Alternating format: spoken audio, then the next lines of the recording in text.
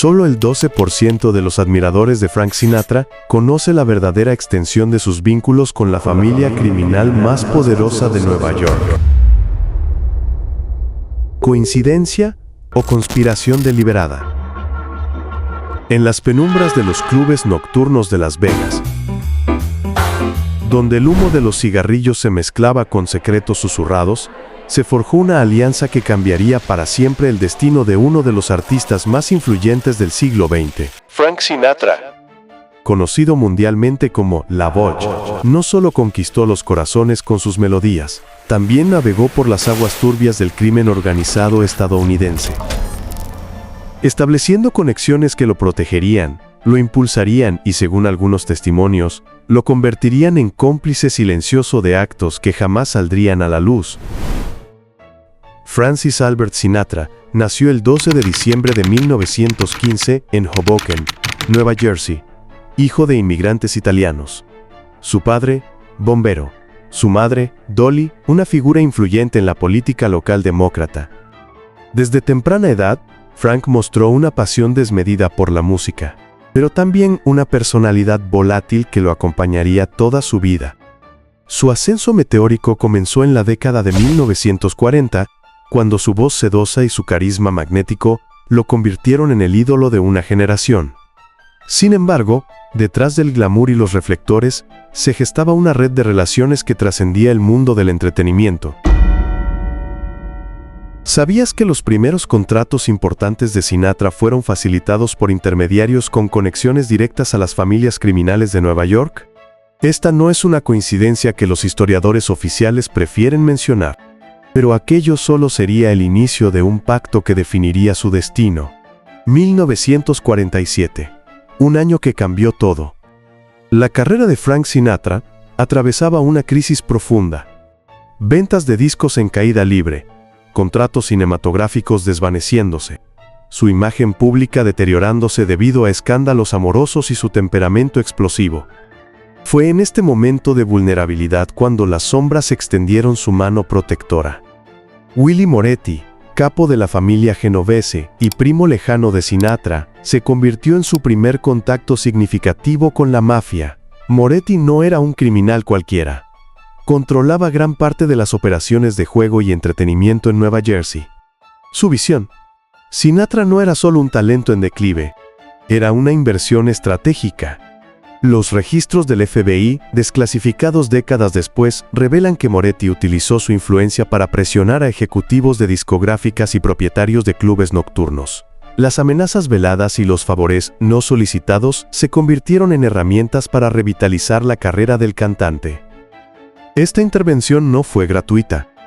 Sinatra quedó en deuda con una organización que nunca olvida los favores otorgados. Y esa deuda estaba a punto de crecer exponencialmente. ¿Qué pasaría si te dijéramos que el renacimiento artístico de Frank Sinatra, en la década de 1950, no fue producto únicamente de su talento, sino de una alianza estratégica con la familia criminal más poderosa de Estados Unidos? Carlo Gambino. El hombre que eventualmente se convertiría en el jefe de la familia que llevaría su nombre, estableció una relación compleja con Sinatra que trascendía los negocios convencionales. Gambino vio en el cantante una oportunidad única, un rostro respetable que podría abrir puertas en círculos sociales y políticos inaccesibles para los criminales tradicionales. La conexión se fortaleció a través de Sam Giancana, jefe de la familia criminal de Chicago. Giancana no solo era un admirador de la música del artista, era un socio en varios emprendimientos que oficialmente no existían. Los investigadores han documentado al menos 12 ocasiones entre 1954 y 1962 en las que Sinatra y Gambino coincidieron en eventos privados, restaurantes exclusivos de Nueva York, residencias privadas en Long Island, camerinos de los espectáculos de Sinatra. Reuniones aparentemente casuales. Pero nada en este mundo era casual. 1954. Frank Sinatra enfrentaba otro momento crítico. Su papel en De aquí a la eternidad había revitalizado su imagen cinematográfica, pero los rumores sobre sus conexiones mafiosas comenzaban a afectar su reputación. Entonces ocurrió uno de los episodios más controvertidos de su vida. El incidente en el Hotel Fontainebleau de Miami Beach. Según testimonios de empleados del hotel, Sinatra se vio involucrado en una disputa con Harry Cohn, presidente de Columbia Pictures. Cohn había amenazado con sabotear futuros proyectos cinematográficos del cantante. La resolución del conflicto llegó de manera inesperada. Cohn, quien había mantenido una postura inflexible durante semanas, cambió súbitamente de opinión tras una reunión privada con intermediarios no identificados. Los contratos que parecían perdidos se materializaron. Sinatra obtuvo condiciones más favorables de las que había solicitado inicialmente. Solo el 8% de los estudiosos del entretenimiento conoce los detalles de esta negociación, que según fuentes cercanas a la familia Gambino, involucró conversaciones persuasivas que trascendían el ámbito artístico. Pero aquello solo sería el inicio del precio que Sinatra tendría que pagar al silencio. Las Vegas se convirtió en el escenario perfecto para la simbiosis entre Frank Sinatra y el crimen organizado. La ciudad del pecado, construida con dinero de dudosa procedencia, controlada por familias criminales, un ambiente donde las reglas convencionales no aplicaban. El Sands Hotel and Casino se transformó en el cuartel general no oficial de Sinatra, y su círculo íntimo, conocido como el Rat Pack. Detrás de las fiestas legendarias y los espectáculos deslumbrantes, se desarrollaban operaciones que jamás aparecerían en los titulares. Moe Dalitz, uno de los fundadores de Las Vegas moderna, estableció una relación de beneficio mutuo con Sinatra. El cantante no solo actuaba en los casinos controlados por Dalitz, también servía como un imán para atraer a celebridades, políticos y empresarios adinerados que, sin saberlo, se convertían en objetivos de operaciones de chantaje y extorsión. Los registros financieros muestran que Sinatra recibía compensaciones que excedían significativamente las tarifas estándar de la industria. Estos pagos adicionales, catalogados como bonificaciones por servicios especiales, nunca fueron explicados públicamente. Servicios especiales. La verdad era mucho más siniestra. ¿Sabías que al menos 3 artistas que competían directamente con Frank Sinatra experimentaron accidentes durante la década de 1950? Accidentes que los alejaron permanentemente de la industria. ¿Coincidencia o advertencia? Tony Bennett, 1956. Negociaciones avanzadas para un contrato cinematográfico que eventualmente fue otorgado a Sinatra. Bennett recibió advertencias amistosas de individuos no identificados que le sugerían reconsiderar su participación. Vic Damon, considerado por muchos críticos como poseedor de una voz técnicamente superior a la de Sinatra, experimentó una serie de contratiempos inexplicables. Contratos cancelados sin explicación. Problemas sindicales misteriosos. Y en una ocasión, un incendio accidental en su estudio de grabación. El patrón se repetía con una frecuencia que desafiaba las probabilidades estadísticas. Ese día, la historia de la música cambió para siempre, aunque nadie lo supo. 1977. Jimmy Fratiano, sicario de la familia criminal de Los Ángeles, decidió colaborar con el FBI. Sus revelaciones. Más de 3,000 páginas de testimonios, incluyendo detalles específicos sobre las operaciones de Frank Sinatra como intermediario entre el mundo del entretenimiento y el crimen organizado. Según Fratiano, Sinatra no era simplemente un beneficiario pasivo de la protección mafiosa. Participaba activamente en operaciones de lavado de dinero. Los conciertos y eventos privados servían como mecanismos para transferir fondos ilícitos sin despertar sospechas. Esto es lo que el FBI no quiere que sepas. Fratiano describió al menos 6 ocasiones en las que Sinatra transportó personalmente mensajes y pagos entre diferentes familias criminales, utilizando la cobertura de sus actividades artísticas para evitar la vigilancia policial. Pero lo que reveló después cambiaría todo lo que creíamos saber sobre la voz, Frank Sinatra y John F. Kennedy.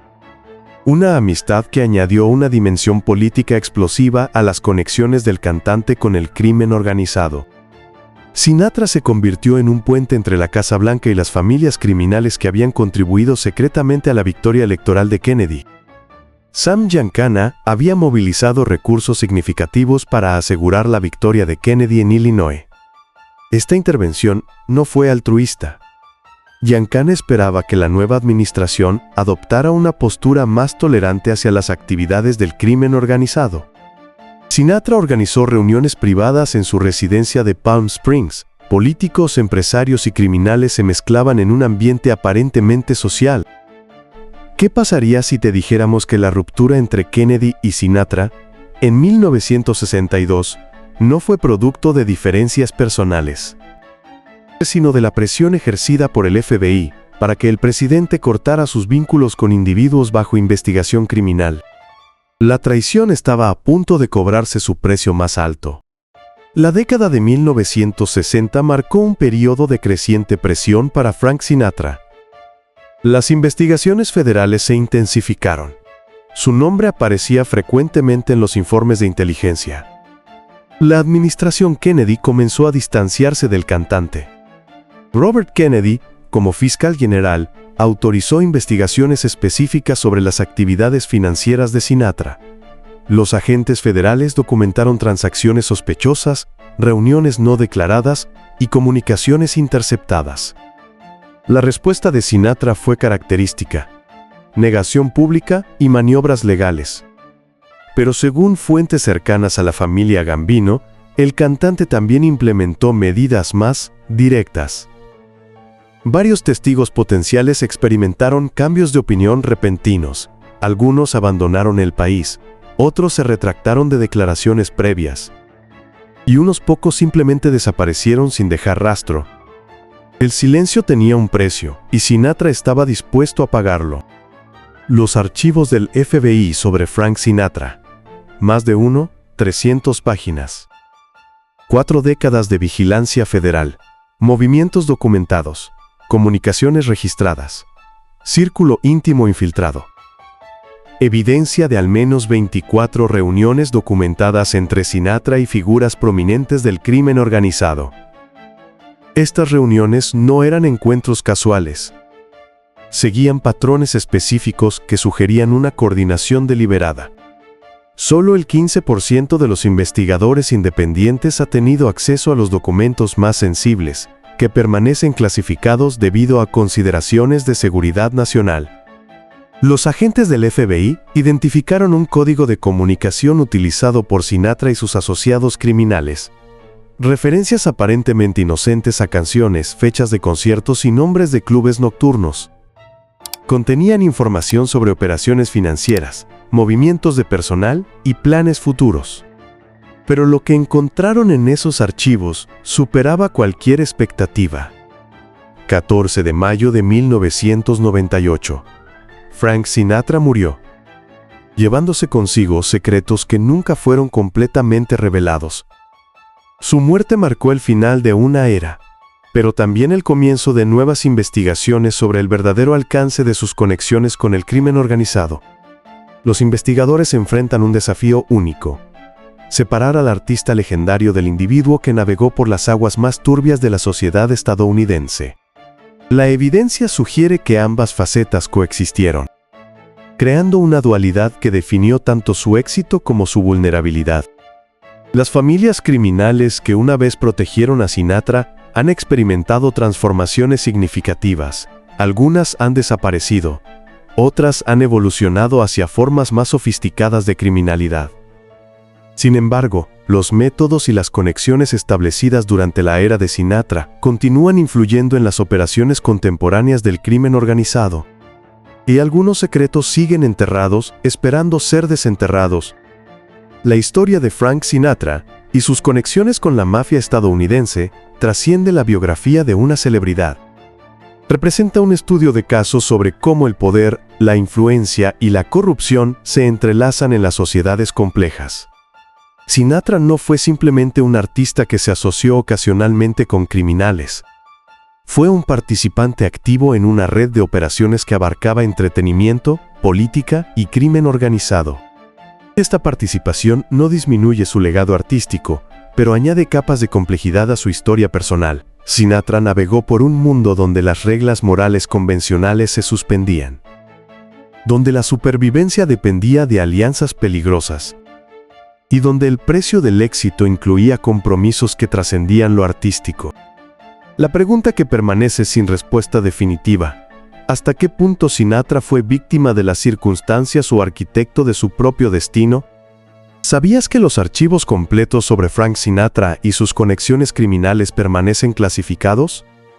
Y que su liberación total podría revelar conexiones que alterarían nuestra comprensión de la historia política y criminal estadounidense del siglo XX. La voz que enamoró a generaciones también susurró secretos que continúan resonando en los pasillos del poder y en las sombras del crimen organizado. Frank Sinatra, la voz, fue muchas cosas para muchas personas.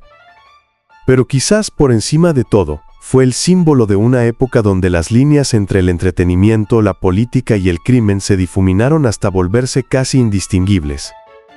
Esta es la historia que las biografías oficiales prefieren omitir, pero que la evidencia documental y testimonial ha preservado para las generaciones futuras. Una historia donde la música y el misterio se entrelazan en una sinfonía de secretos que aún esperan ser completamente revelados.